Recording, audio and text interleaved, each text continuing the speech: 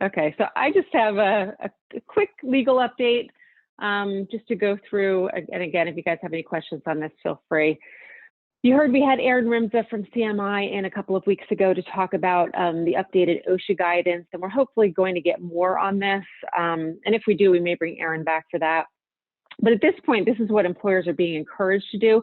I would imagine most of you, especially in Pennsylvania, New Jersey, are doing most of this already because of the various state orders we're operating under. But these are the things you should be thinking about if you haven't already.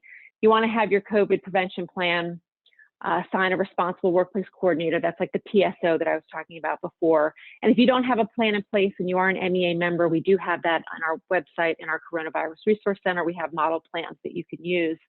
You want to be providing, you're encouraged to provide vaccines at no cost. Help, and I'm going to talk about vaccines again in a minute. Help your employees get the vaccines, right? Help them figure out how to do it and figure out how to do it in a way that's at no cost to them. Obviously, provide PPE, including face coverings, supplies for good hygiene so they can wash their hands, they can use hand sanitizer. You want to be installing the plexiglass barriers or other types of barriers. Improve your ventilation if you can. Obviously, it's cold outside right now, but open a window if you can.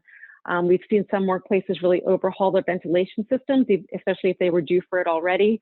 A great idea to be doing that now. Social distancing where at all possible. I know there are some environments like manufacturing where it's not possible to always maintain 6 feet of distance, but where you can, implement social distancing, not only in the workplace, but in communal work areas. So in your lunch area, in your break areas, et cetera. Follow your CDC guidance with regard to quarantine and isolation for positive and exposed employees. I mean, all of that is on the CDC website. We've covered that numerous times in this space. But if you have questions about that, if you're a member, obviously reach out to Hotline, but that's all put on the CDC website. Offer leave under the FFCRA under a voluntary basis through March 31st, as we know. The mandated portion of FFCRA, the mandated leave expired on December 31st, but if you voluntarily extend FFCRA through March 31st, you can still get the tax credit. I saw someone did ask a question about FFCRA when Judy was speaking. I don't think that's an unemployment question as much as it is a tax question. I would talk to your tax professional about FFCRA because that's about getting a tax credit. And also, obviously, perform your routine cleaning and disinfection. So all of those things, I would imagine you're doing anyway if you have any in-person operations, but OSHA is really encouraging employees to do that. Another thing, so we've talked about on and off during these town halls is litigation. And I've told you it's coming. Well, it's here. Okay. And I just read a report by Lex Machina. That's a LexisNexis associated company. They analyzed state and federal COVID-related litigation. So they looked at year over year on November, December of 2020 versus the same months in 2019 and 2018, significant increase in the number of employment cases. Not surprising. I think we had less employment cases being filed earlier in 2020, and there was this rush to file towards the end of the year.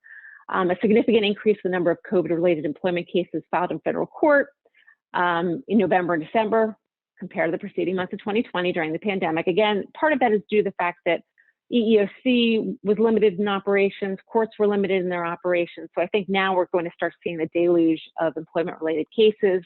The three most common COVID-related employment claims: retaliation. So when we talk about retaliation, it could be retaliation for someone taking leave under FFCRA. It could be retaliation for someone complaining about unsafe work conditions. Could be retaliation for taking FMLA. Discrimination, that can come a lot of times when you have layoffs. Employees claim that I was laid off because of my age, race, gender, disability. And then FMLA claims, those might be FFCRA claims, some of them with extended FMLA, the extended FMLA piece, or it could just be FMLA claims. We see employees filing claims for FMLA if they have long-term effects from COVID, or COVID itself could be a serious health condition, depending on how seriously ill somebody gets. So those are the three most common types of claims we're seeing. And the 4 districts with the highest number of COVID-related employment claims: Southern District of New York, District of New Jersey, Southern District of Florida, doesn't affect probably most of you, but also the Eastern District of Pennsylvania. So 3 of those 4 highest volume districts or places where a lot of our members have employees. So something to keep in mind. All right, and then I promise you I would talk about vaccines. I've been talking about them every week, so I'm going to keep talking about them because we still get tons of questions about this on the hotline. So yes, you can require the COVID vaccine. Employers can establish legitimate health and safety requirements that are job-related and consistent with business necessity. That's what EEOC has told us. That's what the ADA tells us. But when we look at flu shots, and I think that's a good guide, the only employers that really have mandated flu shots over the years have been healthcare employers. So for now, for a manufacturing employer or some other type of employer to come in and start mandating the COVID vaccine, I think it's something you really want to think about and think through and decide if it's something that you really want to do. Of course, even if you are going to mandate, you need to allow for reasonable accommodation, the interactive process on the basis of disability and/or religion. And of course, keep in mind the incredibly limited availability that we have right now. Very hard to mandate a vaccine that your employees can't get. All right, so we've talked about the carrot approach versus the stick approach. If you are thinking about mandating vaccines in your workplace, the very first thing you need to do is ask yourself this question. All right, your HR folks, your management folks, this is the question you need to ask. If you mandate the vaccine, your employees refuse, a significant number of employees refuse, then what? The answer should be, well, we fire them because we've mandated the vaccine and they've chosen not to, putting aside the disability or religious accommodation. And if you don't like that answer, or that's not a question that you can answer, or you're uncomfortable with that answer, you don't like the idea of maybe letting some of your good folks go, right? Your most talented employees go. You don't like the idea of spending time, energy, and money replacing those folks, then you really shouldn't be mandating the vaccine. But that's the very first question you need to ask yourself and answer. You also need to think about, there are populations with limited safety data. I went through this with another member.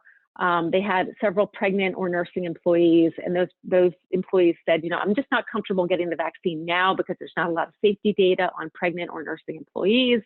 And so that's something you need to think through as well. Are we going to make an exception for certain populations? Also keep in mind the potential for legal challenges. Like I said, we are getting lawsuits. There are going to be lawsuits around this vaccine, trust me. Do you really want to be the test case? And also what we're seeing now, several experts are opining that if we as employers mandate the vaccine and there is an adverse outcome, that's a workers' comp event. So your employee has an allergic reaction to the vaccine and they have a problem, they end up maybe even hospitalized, that's a workers' comp event. So another thing to think through. So you've heard me say it before, the carrot approach. I like the carrot approach. Educate your employees. Explain to them why this is important. I was just talking to a member in the last couple of weeks. They really drilled down. Their safety folks did some studying, did a lot of reading, and they did an employee meeting where they explained to employees why the vaccine is believed to be safe and effective. The idea here, the carrot idea, is to make the vaccine as easy as possible. Talk to your insurance providers.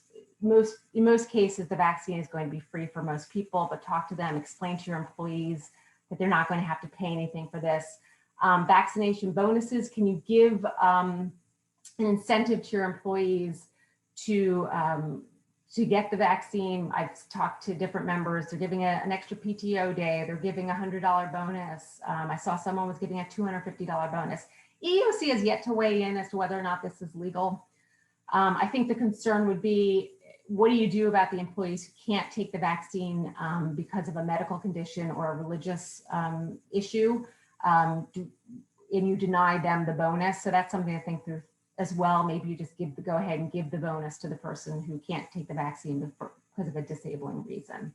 What about other benefits for the vaccinated? I've seen at least one large law firm say you're not coming back to the office until you get vaccinated. Everybody else can still work from home.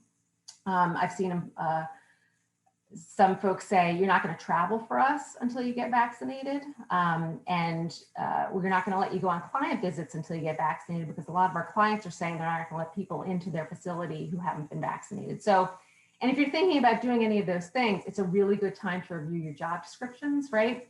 Make sure, if you're going to say you can't travel until you get vaccinated, but travel is a really important part of your job, make sure travel's in the job description. Same thing with going to client visits. Because what we might see happen is I've got an employee who does most of their work with one client. That client is not letting the employee on their site because the employee has not been vaccinated. And as a result, I have no work for that employee. Well, let's make sure you have that built into your, if you're going to maybe then terminate that employee, let's make sure you have that built into your job description. Okay. Should you have a policy? Yes. Whether it's mandatory or voluntary with encouragement, I highly recommend that you put a policy in place. Put this in writing, distribute to your employees. Like I said, educate your employees as best you can. And then finally, I've answered this question before, but I think it bears repeating. Can we ask employees if they've been vaccinated and for proof of the vaccination? The answer is yes. EEOC has said that simply requesting proof of vaccination is not likely to elicit information about a disability. Therefore, it's not a prohibited disability-related inquiry that would be prohibited by the ADA. But you want to ask that question, nothing else. Okay. Your question is, have you been vaccinated? Someone says no. Okay. You don't ask the why not question, because that why not question is very likely to elicit some sort of disability related information. Okay. But if you do want to ask the question whether or not someone's been vaccinated, you want to get evidence of that, you absolutely can do that. Okay. And I want to answer a couple of questions while we're on. Pennsylvania and Philadelphia, are they still requiring work from home unless impossible? Yes, Pennsylvania is still operating under an impossibility standard. Telework unless it is impossible.